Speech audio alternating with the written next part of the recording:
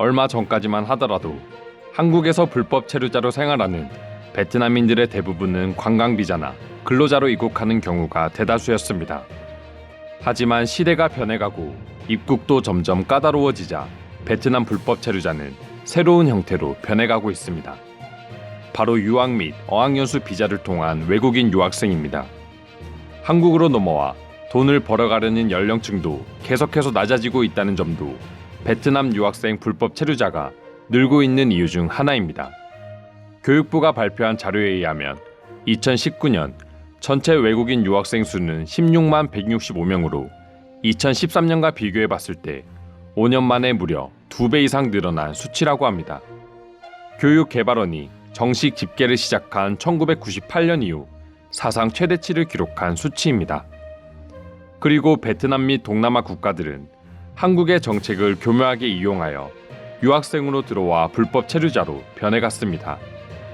2018년을 기준으로 불법 체류자 유학생 수는 확인된 바로만 1만 3,945명으로 2016년 5,652명과 비교해봤을 때 2년 만에 무려 2배 가까이 급증했습니다. 작년에는 더욱 증가했을 것으로 예상되고 있으며 정확하게 확인되지 않은 유학생까지 합한다면 그 수는 2만 명을 넘을 것으로도 예상되고 있습니다.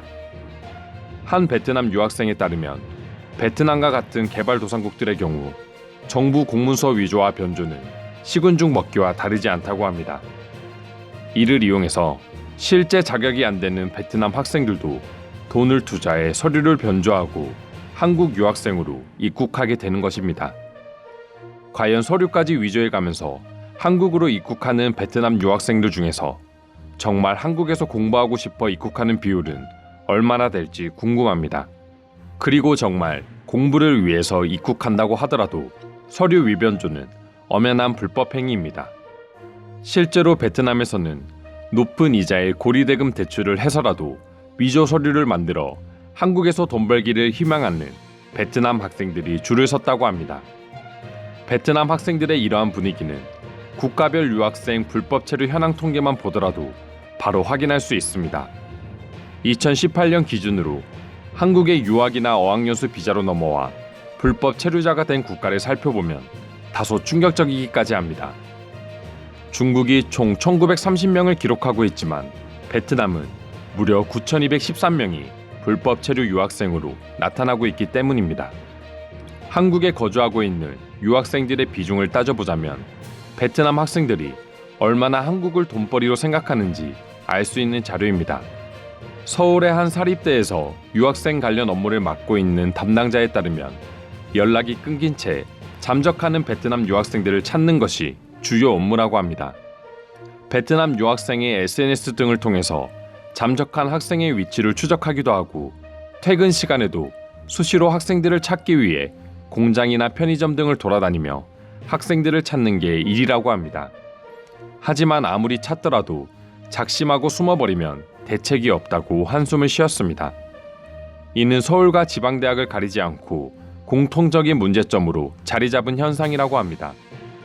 아무리 돈을 목적으로 입국한 유학생이 아니라고 하더라도 한국에서 생활하다 보면 생활비가 부족하게 되고 이로 인해 하루 이틀 아르바이트를 하는 순간 불법 취업 쪽으로 방향을 트는 경우가 허다하다고 합니다. 베트남에서 맥도날드 아르바이트를 할 경우 약 800원 가량의 시급을 받지만 한국에서는 8,000원이 넘는 시급을 받아버리니 베트남 학생들의 입장에서는 하루만 일해도 베트남에서 일주일 이상 일한 것보다 더 많은 돈을 벌어버리기 때문입니다. 베트남 학생들을 포함해 잠적하는 유학생이 계속해서 증가하고 있다 보니 학교에서 근무해야 할 교수와 강사, 교직원 등이 학교 밖으로 나와 숨어 다니는 유학생들을 찾는데 시간을 쏟고 있는 것입니다. 그리고 베트남 유학생들의 이러한 태도는 한국 재학생들에게도 피해를 끼치고 있습니다. 한국말을 배우는 것에는 전혀 관심도 없다 보니 수업 태도를 흐리게 일수고 걸핏하면 사라지기 때문입니다. 상황이 계속 나쁘게 흘러가자 결국 한국 정부도 칼을 꺼내 들었습니다. 한국 정부는 글로벌 캠퍼스화를 추진하기 위해 2016년부터 유학생 비자 발급 편의를 제공하고자 인증된 대학에 입학 예정인 유학생일 경우 국적과 관계없이 일괄적으로 표준 입학 허가서만으로 비자를 발급받을 수 있도록 요건을 완화했습니다. 하지만 불과 2년 만에 이를 악용하여 베트남 유학생들의 불법 체류 비율이 급격하게 증가하자 관련된 정책을 바로 파기하고 새로운 정책을 제시했습니다. 앞으로 비자 만료 기간 내에 본국으로 돌아가지 않는 학생 비율이 전체 유학생의 10%를 넘기는 대학의 경우 정부는 1차적으로 그 대학에 페널티를 가하기로 했습니다.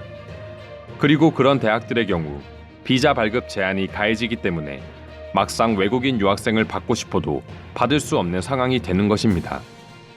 강제로라도 외국인 유학생의 입국을 막겠다는 한국 정부의 강한 정책입니다.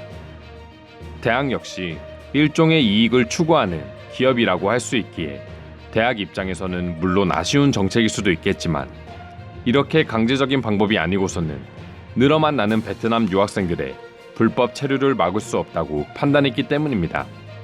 상황이 이렇게 흘러가다 보니 대학들 역시 애초부터 베트남 유학생들을 잠재적 불법 체류자로 간주하는 경우도 생겨나고 있습니다.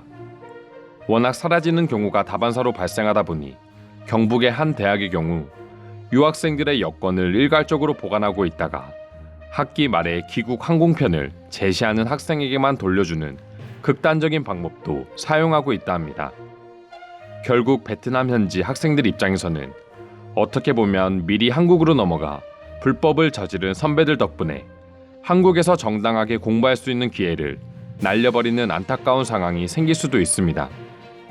과연 한국에서 공부를 못해서 아쉬운지 아니면 많은 돈을 벌 기회를 날려서 아쉬운지는 모르겠지만 모든 외국인들을 대상으로 강력한 정책을 시행하지는 못하더라도 독보적인 외국인 유학생 불법 체류자 증가율을 보여주고 있는 베트남 유학생에 대해서는 더욱 강력한 정책도 나쁘지 않을 거라 생각해 봅니다. 오늘도 끝까지 영상 시청해 주셔서 감사드리며 여러분들의 구독과 좋아요는 영상 제작에 큰 힘이 됩니다. 이상 종크TV였습니다.